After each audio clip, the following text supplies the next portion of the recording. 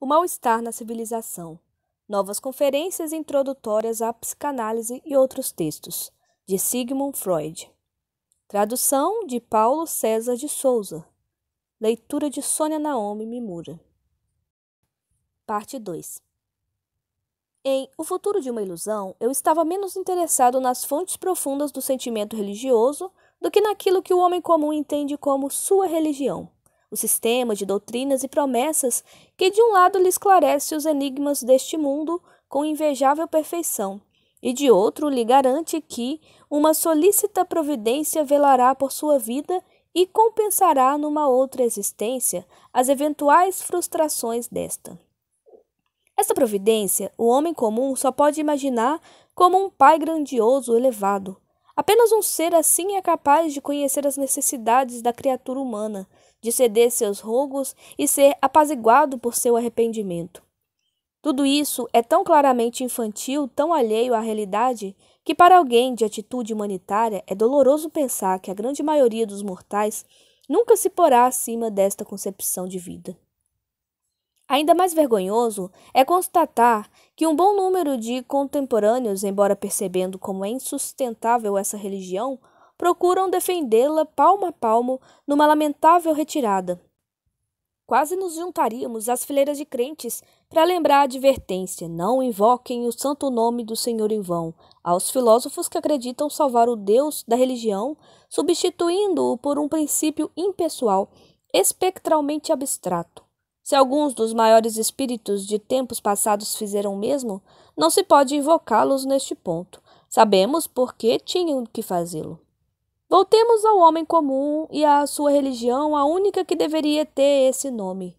Então nos ocorrem as conhecidas palavras de um dos nossos grandes poetas e sábios, ao se manifestar sobre os laços da religião com a arte e a ciência. Elas dizem: quem tem ciência e arte tem também religião. Quem essas duas não tem, esse tem a religião. Por um lado, a religião é aí colocada em oposição às duas maiores realizações do ser humano.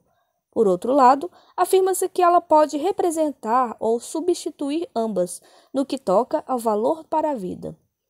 Se quisermos privar o homem comum de sua religião, tudo indica que não teremos a nosso favor a autoridade do poeta.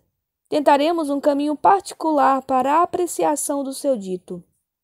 A vida, tal como nos coube, é muito difícil para nós, traz demasiadas dores, decepções, tarefas insolúveis. Para suportá-la, não podemos dispensar paliativos. Sem construções auxiliares não é possível, disse Theodor Fontaine.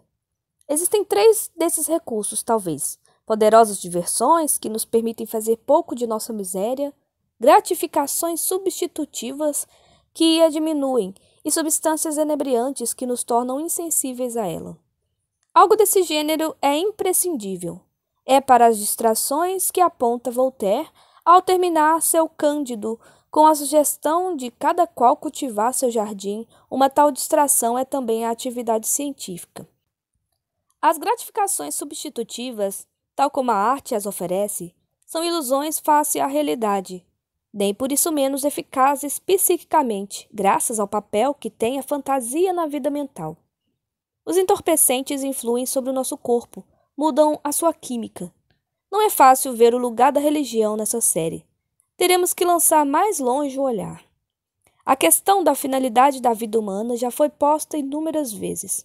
Jamais encontrou resposta satisfatória e talvez não a tenha sequer.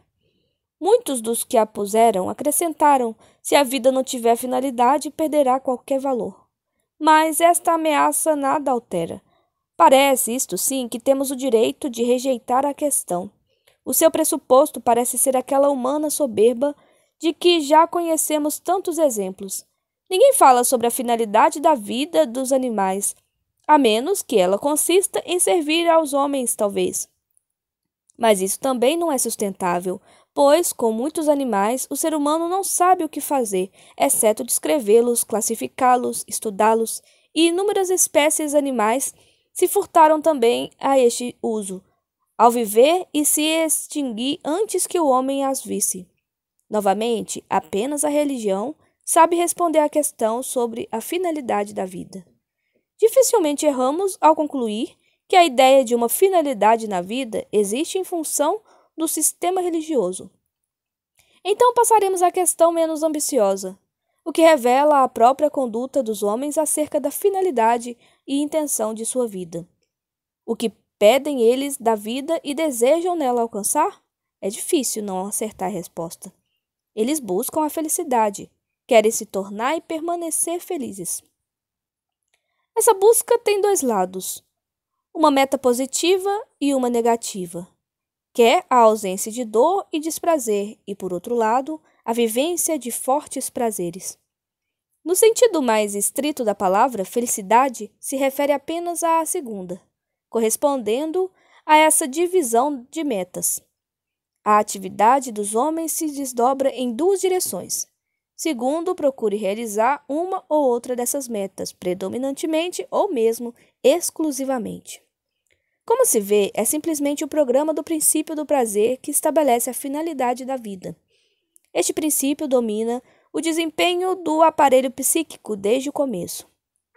Não há dúvidas quanto à sua adequação, mas seu programa está em desacordo com o mundo inteiro, tanto o macrocosmo como o microcosmo. É absolutamente inexequível, todo o arranjo do universo o contraria.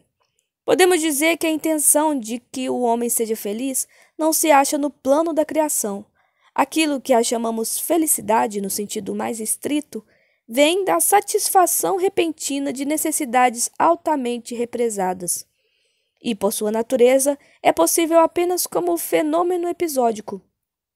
Quando uma situação desejada pelo princípio do prazer tem prosseguimento, isto resulta apenas em um morno bem-estar. Somos feitos de modo a poder fruir intensamente só o contraste, muito pouco o estado. Logo, nossas possibilidades de felicidade são restringidas por nossa constituição. É bem menos difícil experimentar a infelicidade. O sofrer nos ameaça a partir de três lados. Do próprio corpo, que, fadado ao declínio e à dissolução, não pode sequer dispensar a dor e o medo como sinais de advertência. Do mundo externo, que pode se abater sobre nós com forças poderosíssimas, inexoráveis, destruidoras, e, por fim, das relações com os outros seres humanos. O sofrimento que se origina dessa fonte nós experimentamos talvez mais dolorosamente que qualquer outro. Tendemos a considerá-lo um acréscimo um tanto supérfluo, ainda que possa ser tão fatidicamente inevitável quanto o sofrimento de outra origem. Não é de admirar que, sob a pressão dessas possibilidades de sofrimento, os indivíduos costumem moderar suas pretensões à felicidade, assim como também o princípio do prazer se converteu no mais modesto princípio da realidade sob a influência do mundo externo. Se alguém se dá por feliz ao escapar à desgraça e sobreviver ao tormento, se em geral a tarefa de evitar o sofrer impele para o segundo plano a de conquistar o prazer. A reflexão ensina que podemos tentar a solução dessa tarefa por caminhos bem diferentes. Todos eles foram recomendados pelas escolas de sabedoria de vida e foram trilhados pelos homens.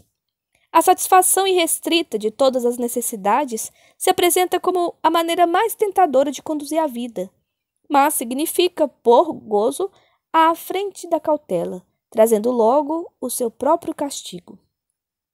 Os outros métodos nos quais evitar o desprazer é a intenção predominante se diferenciam conforme a fonte de desprazer a que mais dirigem a atenção.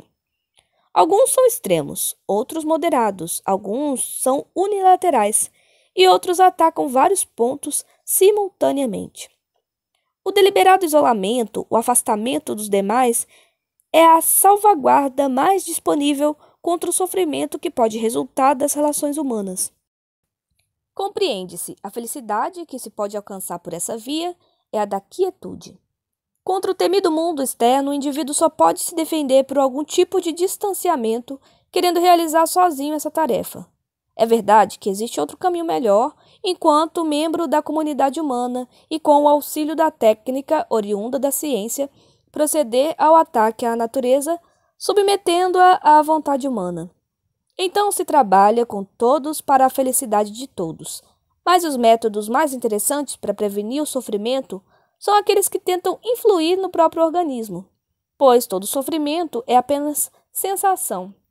Existe somente na medida em que os sentimos, e nós os sentimos em virtude de certos arranjos de nosso organismo. O método mais cru, mas também mais eficaz de exercer tal influência é o químico, a intoxicação.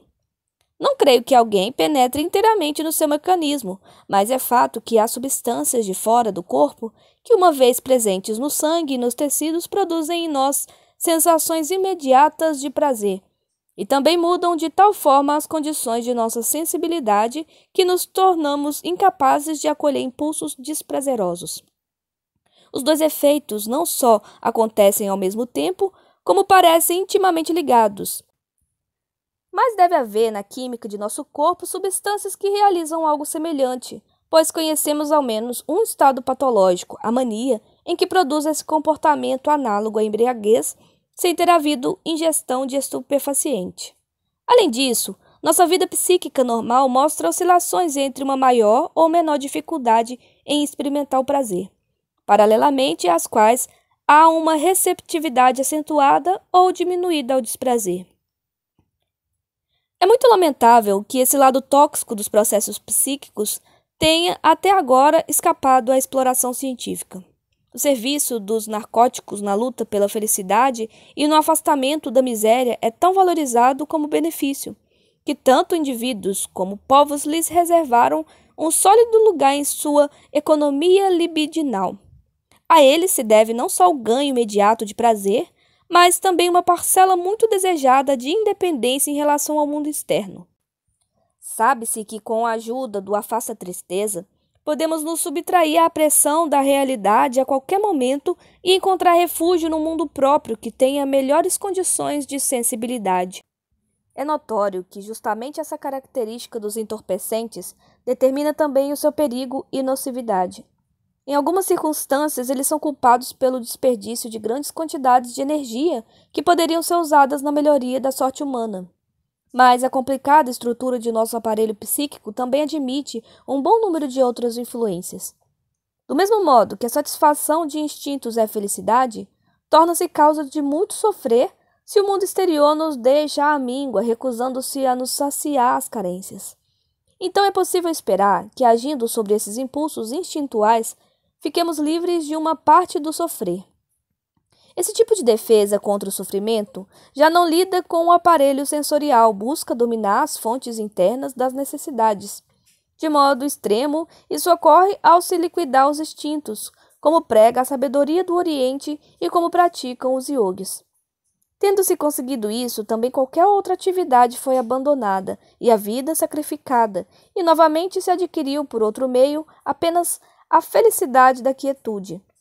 Segue-se o mesmo caminho quando os objetivos são mais moderados, ao se procurar apenas o governo dos instintos. Então governam as instâncias psíquicas mais elevadas que se submeteram ao princípio da realidade.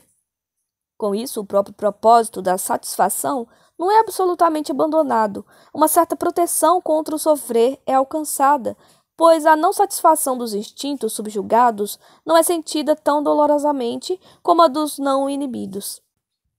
Em troca, há uma inegável diminuição das potencialidades de fruição. A sensação de felicidade ao satisfazer um impulso instintual selvagem, não domado pelo eu, é incomparavelmente mais forte do que a obtida ao saciar um instinto domesticado. O caráter irresistível dos impulsos perversos, talvez o fascínio mesmo do que é proibido, tem aqui uma explicação econômica. Outra técnica de afastar o sofrimento recorre aos deslocamentos da libido que nosso aparelho psíquico permite, através dos quais sua função ganha muito em flexibilidade. A tarefa consiste em deslocar de tal forma as metas dos instintos que eles não podem ser atingidos pela frustração a partir do mundo externo. A sublimação dos instintos empresta aqui sua ajuda. O melhor resultado é obtido quando se consegue elevar suficientemente o ganho de prazer a partir das fontes de trabalho psíquico e intelectual. Então o destino não pode fazer muito contra o indivíduo. A satisfação desse gênero, como a alegria do artista no criar, ao dar corpo às suas fantasias, a alegria do pesquisador na solução de problemas e na apreensão da verdade, tem uma qualidade especial que um dia poderemos caracterizar metapsicologicamente. Agora podemos dizer apenas, de modo figurado, que ela nos parece mais fina e elevada, mas a sua intensidade é amortecida comparada à satisfação de impulsos instintuais, grosseiros e primários. Ela não nos abala fisicamente. A fraqueza desse método, porém, está em não ser de aplicação geral, no fato de poucos lhe terem acesso. Ele pressupõe talentos e disposições especiais que não se acham presentes em medida eficaz. Também a esses poucos, ele não pode assegurar a completa proteção do sofrimento. Não lhes proporciona um escudo impenetrável aos dardos do destino e costuma falhar, quando o próprio corpo é a fonte do sofrer. Já neste procedimento, é nítida a intenção de tornar-se independente do mundo exterior, buscando suas satisfações em processos internos, psíquicos. As mesmas características surgem mais fortemente no próximo. Nele, o vínculo com a realidade é ainda mais frouxo. A satisfação é obtida de ilusões que a pessoa reconhece como tais, sem que a discrepância entre elas e a realidade lhe perturbe a fruição. O âmbito de que se originam tais ilusões é aquele da vida da fantasia. Quando ocorreu o desenvolvimento do sentido da realidade, ele foi expressamente poupado do teste da realidade e ficou destinado à satisfação de desejos dificilmente concretizáveis. Entre essas satisfações pela fantasia, se destaca a fruição de obras de arte, que, por intermédio do artista, se torna acessível também aos que não são eles mesmos criadores. Quem é receptivo à influência da arte nunca a estima demasiadamente como fonte de prazer e consolo para a vida. Mas a suave narcose em que nos induz a arte não consegue produzir mais que um passageiro alinhamento às durezas da vida, não sendo forte o bastante para fazer esquecer a miséria real. Mais energético e mais radical é um outro procedimento que enxerga na realidade o único inimigo, a fonte de todo o sofrimento, com a qual é impossível viver e com a qual, portanto, devem se romper todos os laços para ser feliz em algum sentido. O eremita dá as costas a esse mundo, nada quer saber dele, mas pode-se fazer mais, pode-se tentar refazê-lo, construir outro em seu lugar, no qual os aspectos mais intoleráveis sejam eliminados e substituídos por outros conformes aos próprios desejos.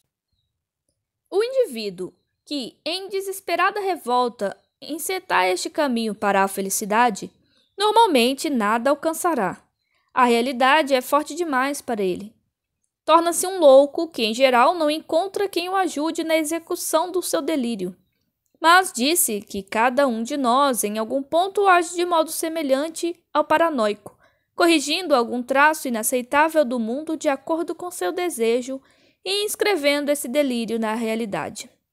É de particular importância o caso em que grande número de pessoas empreende conjuntamente a tentativa de assegurar a felicidade e proteger-se do sofrimento através de uma delirante modificação da realidade. Devemos caracterizar como tal delírio de massa também as religiões da humanidade.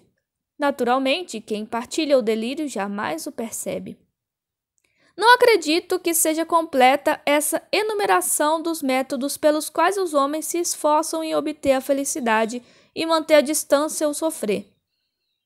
E sei também que o material admite uma outra ordenação. Um desses procedimentos ainda não mencionei. Não que o tenha esquecido, mas porque nos ocuparemos dele ainda em outro contexto. E como seria possível esquecer justamente essa técnica da arte de viver? Ela se distingue pela combinação muito peculiar de características diversas. Claro que também procura a independência face ao destino, o melhor nome a se usar. E com esse propósito localiza a satisfação em processos psíquicos internos, valendo-se aí do mencionado caráter deslocável da libido, mas não se afasta do mundo exterior. Agarra-se aos seus objetos, pelo contrário, e obtém felicidade de uma relação afetiva para com eles. Também não se dá por satisfeita com evitar o desprazer, uma meta, digamos, de cansada resignação. Mas ignora isso e se apega ao esforço original, apaixonado por uma realização positiva da felicidade. Talvez ela realmente se aproxime mais dessa meta do que qualquer outro método. Estou falando, claro, daquela orientação de vida que tem o amor como centro, que espera toda a satisfação do amar e ser amado. Essa atitude psíquica é familiar a todos nós. Uma das formas de manifestação do amor, o amor sexual, nos proporcionou a mais forte experiência de uma sensação de prazer avassaladora, dando-nos, assim, o modelo para a nossa busca da felicidade. Nada mais natural do que insistirmos em procurá-la no mesmo caminho em que a encontramos primeiro. O lado frágil dessa técnica de vida é patente, senão a ninguém ocorreria abandonar esse caminho por outro. Nunca estamos mais desprotegidos ante o sofrimento do que quando amamos. Nunca mais desamparadamente infelizes do que quando perdemos o objeto amado ou seu amor. Mas com isso não encerramos o tema da técnica de vida baseada no valor da felicidade e do amor. Haverá muito mais a dizer sobre isso. Aqui podemos transitar para o caso interessante em que a felicidade na vida é buscada sobretudo no gozo da beleza, onde quer que ela se mostre a nossos sentidos e nosso julgamento. A beleza das formas e dos gestos humanos, de objetos naturais e de paisagens, de criações artísticas e mesmo científicas. Essa atitude estética para com o objetivo da vida não oferece muita proteção contra a ameaça do sofrer, mas compensa muitas coisas. A fruição da beleza tem uma qualidade sensorial peculiar suavemente inebriante. Não há utilidade evidente na beleza, nem se nota uma clara necessidade cultural para ela. No entanto, a civilização não poderia dispensá-la. A ciência da estética investiga as condições em que o belo é percebido, sobre a natureza e origem da beleza. Ela nada pôde esclarecer. Como de hábito, o insucesso é escondido numa prodigalidade de palavras altissonantes e pobres de sentido. Infelizmente, tampouco, a psicanálise tem muito a dizer sobre a beleza. O que parece fora de dúvida é apenas a derivação do terreno das sensações sexuais. Seria um exemplo perfeito de um impulso inibido em sua meta. A beleza e a atração, originalmente, são características do objeto sexual. É digno de nota que os genitais mesmos, cuja visão tem efeito excitador, quase nunca sejam tidos como belos, enquanto a qualidade da beleza parece ligada a certas características sexuais secundárias. Apesar dessa incompletude de nossa investigação, arrisco-me a fazer algumas observações conclusivas. O programa de ser feliz, que nos é imposto pelo princípio do prazer, é irrealizável. Mas não nos é permitido, ou melhor, não somos capazes de abandonar os esforços para de alguma maneira tornar menos distante a sua realização. Nisso, há diferentes caminhos que podem ser tomados, seja dando prioridade ao conteúdo positivo da meta, à obtenção de prazer ou, ao negativo, evitar o desprazer. Em nenhum desses caminhos podemos alcançar tudo o que desejamos. No sentido moderado, em que é admitida como possível, a felicidade constitui um problema da economia libidina do indivíduo. Não há aqui um conselho válido para todos, cada um tem que descobrir a sua maneira particular de ser feliz. Fatores os mais variados atuarão para influir em sua escolha. Depende de quanta satisfação real ele pode esperar do mundo exterior e de até que ponto é levado a fazer-se independente dele. E também, afinal, de quanta força ele se atribui para modificá-lo conforme seus desejos. Já neste ponto, a constituição psíquica do indivíduo, à parte as circunstâncias externas, será decisiva. Aquele predominantemente erótico dará prioridade às relações afetivas com outras pessoas. O narcisista, inclinado à autossuficiência, buscará satisfações principais em seus eventos psíquicos internos. O homem de ação não largará o mundo externo, no qual pode testar sua força. Para o segundo desses tipos, a natureza de seus dons e a medida de sublimação instintual que lhe é possível determinarão onde colocará seus interesses.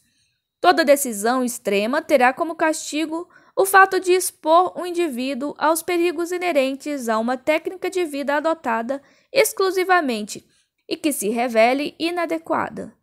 Assim como o negociante cauteloso evita imobilizar todo o seu capital numa só coisa, também a sabedoria aconselhará talvez a não esperar toda a satisfação de uma única tendência.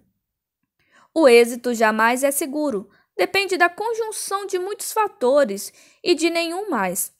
Talvez que da capacidade da constituição psíquica para adaptar sua função ao meio e aproveitá-lo para conquistar prazer. Quem possuir uma constituição libidinal particularmente desfavorável e não tiver passado apropriadamente pela transformação e reordenação de seus componentes libidinais, imprescindível para realizações posteriores, terá problema em obter felicidade da sua situação externa, ainda mais quando for colocado frente a tarefas mais difíceis. A última técnica de vida que ao menos lhe promete satisfações substitutivas é a fuga para a doença neurótica, que em geral ele empreende ainda jovem. O indivíduo que numa idade posterior fracassa nos esforços pela felicidade, encontra ainda consolo no prazer obtido por meio da intoxicação crônica ou faz desesperada tentativa de rebelião, que é a psicose. A religião estova esse jogo de escolha e adaptação ao impor igualmente a todos o seu caminho para conseguir felicidade e guardar-se do sofrimento. Sua técnica consiste em rebaixar o valor da vida e deformar delirantemente a imagem do mundo real, o que tem por pressuposto a intimidação da inteligência. A este preço, pela veemente fixação de um infantilismo psíquico, a inserção num delírio de massa, a religião consegue poupar a muitos homens a neurose individual. Mas pouco mais que isso. Existem, como dissemos, muitos caminhos que podem levar à felicidade, tal como é acessível ao ser humano, mas nenhum que ela conduza seguramente. Tampouco a religião pode manter sua promessa. Quando o crente se vê finalmente obrigado a falar dos inescrutáveis desígnios do Senhor, está admitindo que lhe restou, como última possibilidade de consolo e fonte de prazer no sofrimento, apenas a submissão incondicional. E se está disposto a isso, provavelmente poderia ter se poupado o rodeio.